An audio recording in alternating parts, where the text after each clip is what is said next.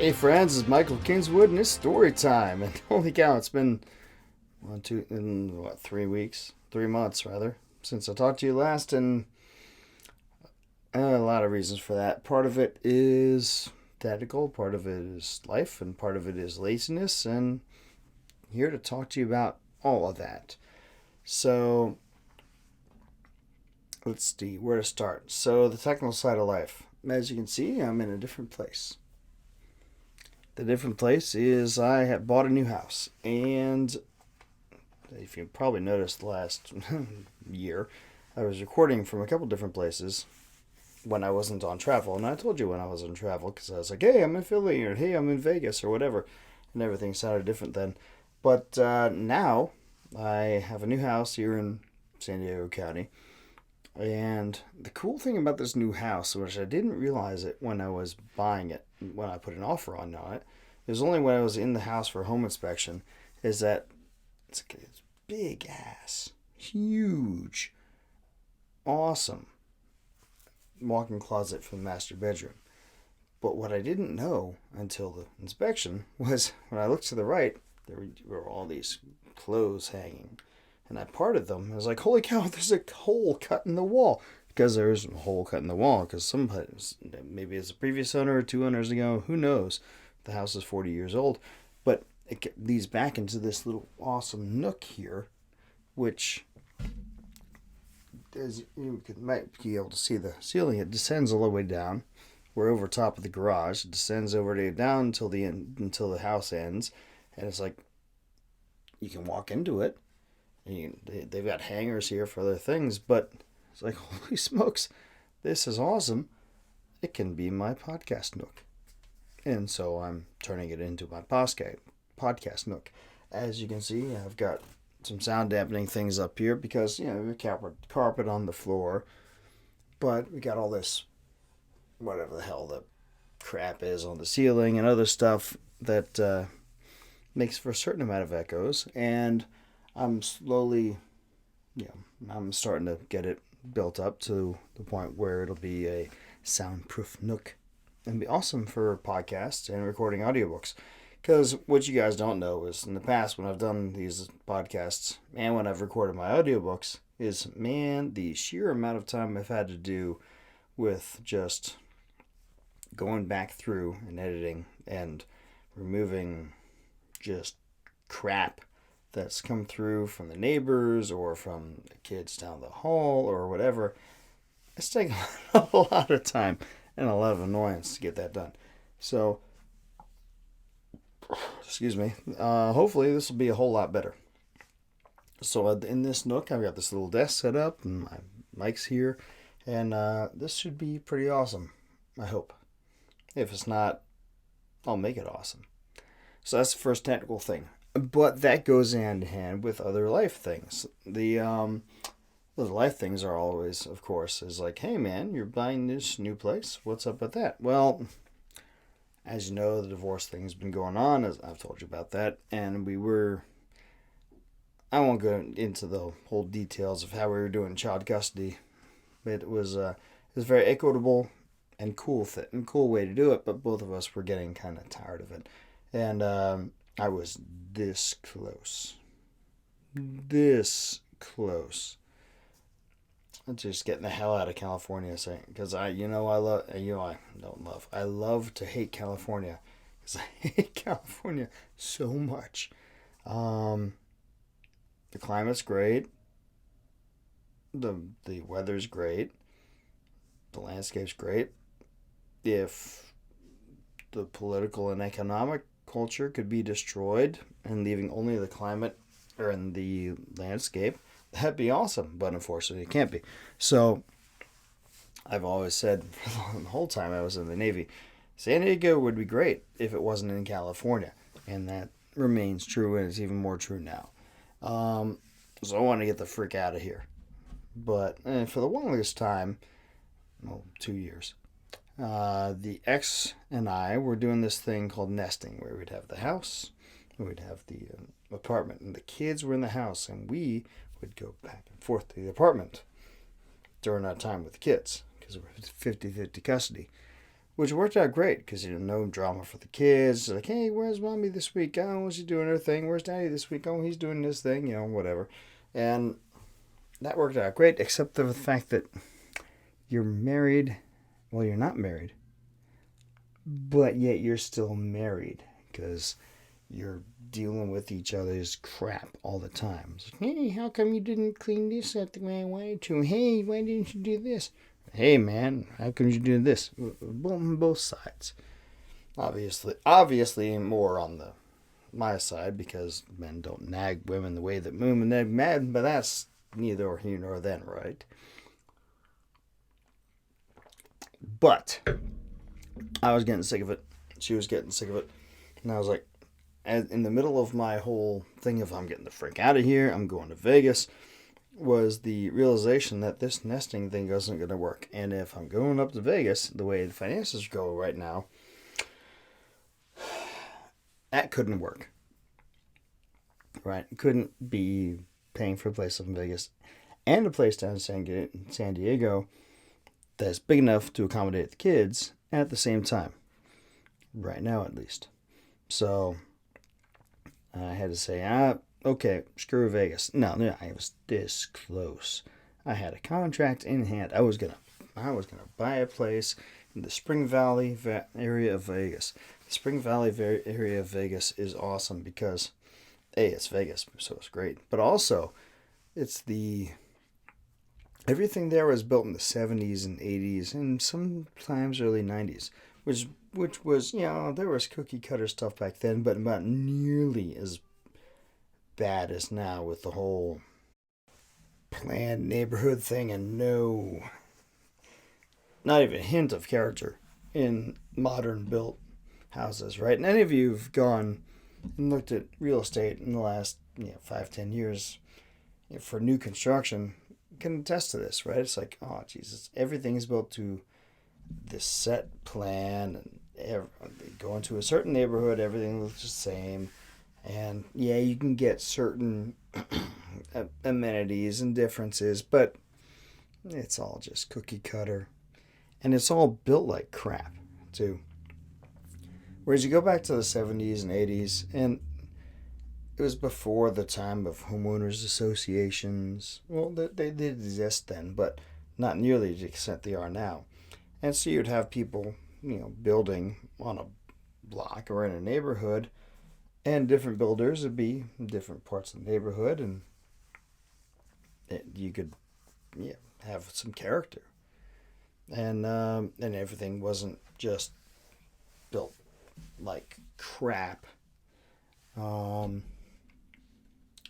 as I was looking at neighborhoods in Vegas, I was like, I quickly ruled out a number of the more modern, swanky ones because they're all just cookie cutter, bull crap, almost prefab but not really kind of thing.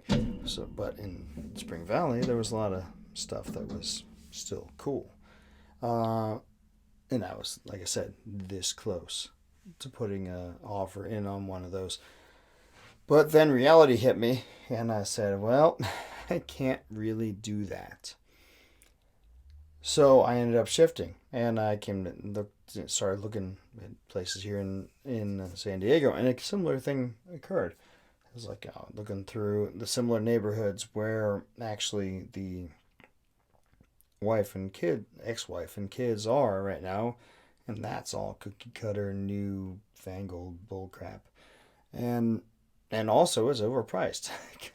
If I wanted, I could not afford. I'm making pretty good money with between my Navy pension, my VA disability, and my post-Navy job, which project manager doing stuff that you don't need to worry about. But I'm making pretty good money, and I could not afford to buy a single family house in pretty much anywhere in San Diego County, but especially where we were. It's like, that's just all AFU, all fucked up. And so I said, all right, fine, let's look at condos and townhouses. And townhouses I could do, but I could do for more than I wanted to. But the next And part of the big reason I couldn't afford it, it's not because of the cost of the selling price of real estate is just ridiculous here. Because, well, it is. But not just that, but property taxes. And in certain parts of San Diego County, I assume it's all over California, there's this thing called Mello-Roos, where the local town or the local whatever says, hey, we got to put all this extra bullshit that we don't need in, and we'll just put it on your property taxes. So your property taxes goes up and up and up. Oh, it'll only be there for 20 years. Well, 20 years from now, I'll see if they ever take the property taxes back. They probably won't because, government thing. So, but the next town over isn't, I guess, not incorporated. So they didn't have any Mello-Roos or that bullshit in their property taxes, while still ridiculous by any standard that's not California, or is actually kind of reasonable by California standards. And I found a townhouse that's, hey, look, it's a townhouse, and it's still ridiculously expensive if you're in America. But we're not in America, we're in California. So I was like, yeah, we could do this. So, and with VA loan rates, the ridiculously the rates they are, I looked at what the mortgage for this place would be, and it's, holy cow, even with HOA fees, homeowners association, it's still pretty much the same amount I would pay in rent for a house that could accommodate my kids. So I was like, well, shit, okay, fine. I'm just going to do that. So that's what I did. So that's what took up the second half of my fall, was coming through the ground on all that and figuring it out.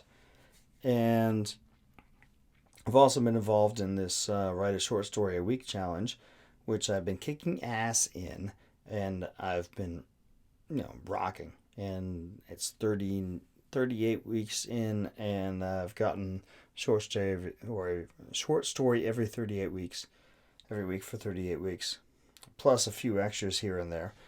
And this week is number 39, and it's Saturday night. I'm gonna get it done between tonight and tomorrow. I have to turn it in by Sunday night, and we'll have that square. It's good. So that has been going on at the same time too, which it's funny because the way the challenge started was, yes, I'm going to kick myself in the butt, because the thing you have to understand is 2017 and 2018, between getting out of the Navy and dealing with all this divorce stuff, and more than that, my inherent laziness absolutely sucked for writing. I don't think I know for a fact in 2017 and 2018 I didn't even get 100,000 words written each year.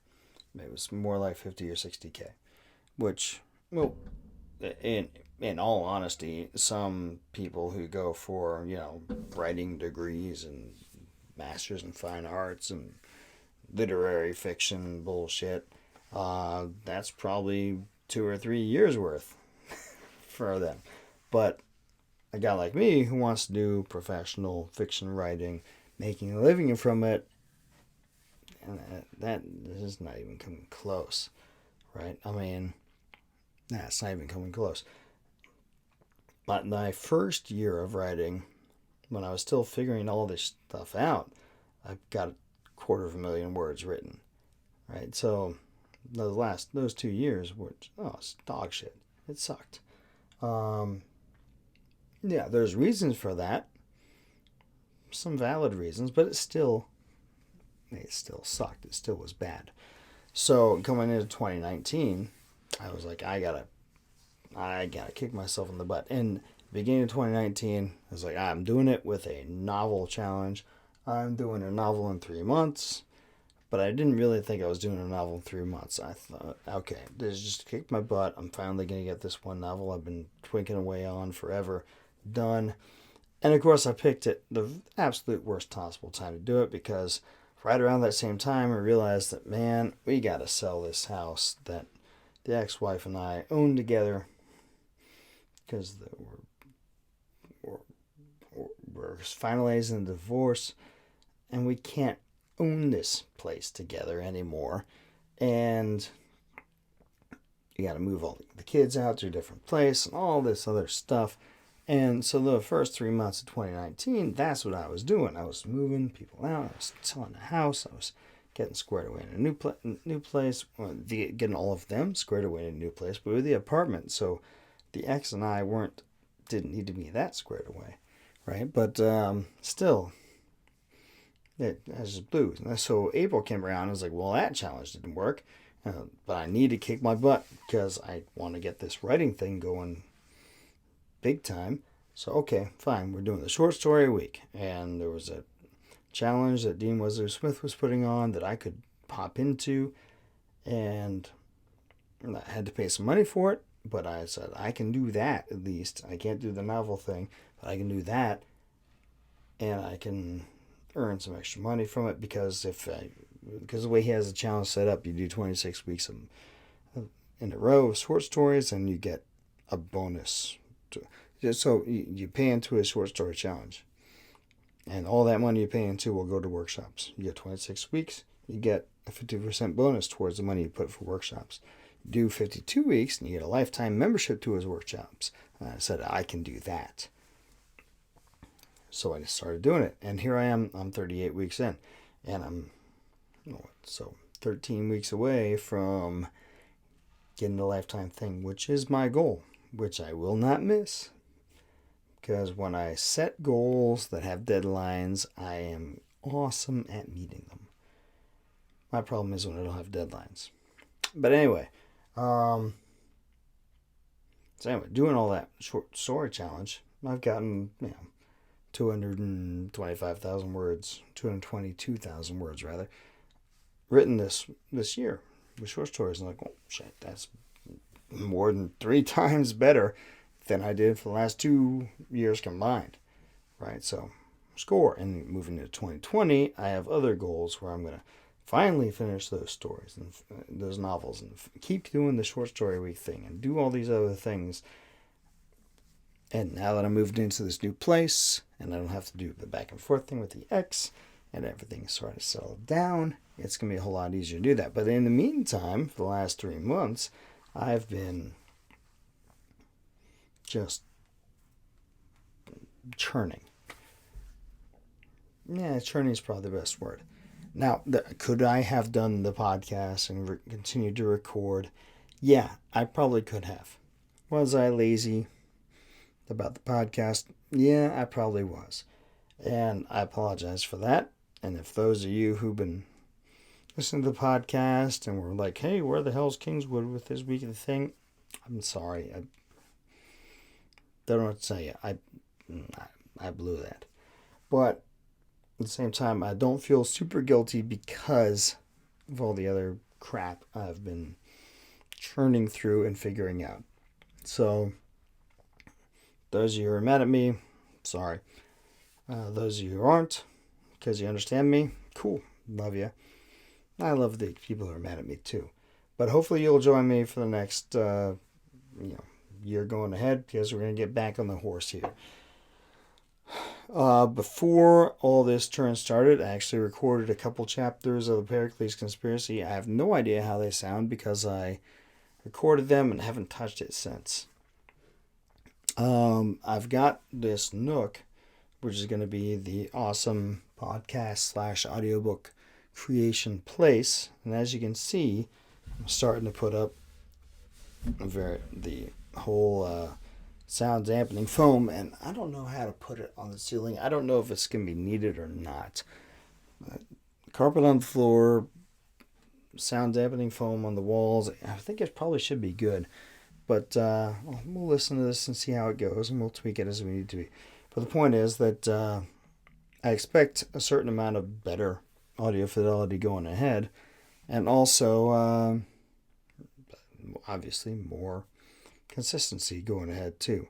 So when we do the next podcast next week, there will be some Pericles Conspiracy chapters, and I'm going to do my best to power through that, because there's 3 chapters I recorded. I think we'll get us up to chapter 36. There's 62 in the book. I just want to finish that out, not just because to finishing it with you guys, but also because I can combine all these chapters and do an audiobook and put it out because awesomeness. But I recognize there's a certain amount of the podcast has been sterile for a while, so I'm also going to interject some short stories here and there because I've got, believe it or not, hey, I've been doing this short story week thing, right? So guess what? I've got 46 right now, 46, 47 short stories that have not been published. I've been sending them out to various magazines, but haven't heard back from some of them. Others I have heard back from, but it doesn't matter. I've got 46, right? Whether they come out in a magazine or something else, I'm still going to have to do an audio version of them, and that'll be here and other places too. So that's a lot of short stories to do and a lot of podcasts to make. So I'll be interjecting those, and of course, I'll be continuing to write a short story a week going forward. I have no intention of stopping that even after the challenge is done in April, and I'll be continuing to do novels. So there's a lot of content to put out here, as well as the normal updates of what's going on here. So I hope you'll join me for that. Again, I apologize for the long hiatus. Like I said, there's a whole lot of reasons for it. Some of them are valid, some of them are less so. It's up to you to decide what is what. But yeah, again, apologize for the hiatus. Hope you'll stick with me. But come back next week and we'll have another episode here with more Pericles Conspiracy. And then after that, we'll, like I said, short stories and Pericles. And we'll get Pericles done, move on to the next story and the next novel and more short stories. And it'll be fun. Yeah, as always, come contact me at michaelkingswood.com. And I'm also on Twitter at michaelkingswd and Facebook at michael.kingswood, but I'm almost never on those two things because I hate social media. But still, if you contact me on there, I will eventually get there. But the best way to contact me is through the contact page at michaelkingswood.com or comments on YouTube or BitChute, as the case may be. But yeah, come back and we'll talk again next week. Until next time, don't do anything I wouldn't do. Thanks. I'll see you next time.